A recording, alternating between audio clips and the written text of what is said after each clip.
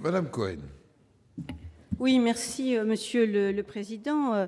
Comme l'a souligné ma collègue Marie-France Beaufils, à situation exceptionnelle, réaction exceptionnelle. C'est ce qui a d'ailleurs amené notre groupe à voter en faveur de l'article 1er de ce projet de loi qui prolonge l'état d'urgence.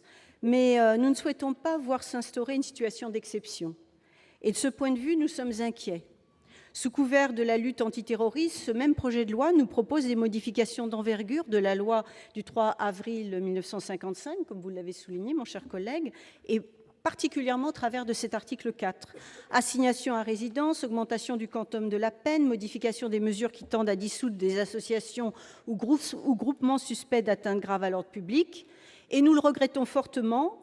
Les modifications apportées, y compris par la commission des lois de l'Assemblée nationale, avec l'assentiment du président de la commission des lois du Sénat, tout en quelque part contournant le débat parlementaire, renchérissent vers toujours plus de sécurité.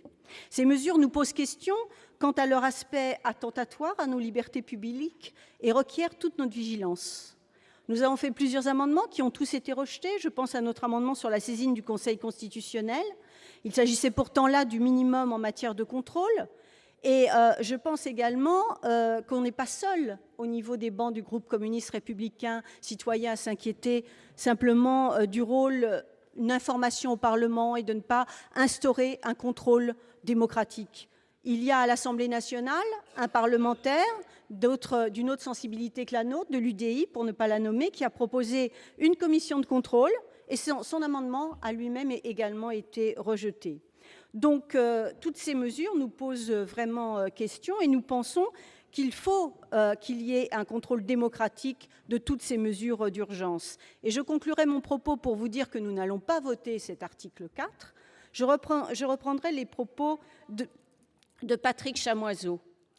La sécurité absolue n'existe que dans les fictions totalitaires, le déshumain glacial, jamais dans les démocraties. Merci.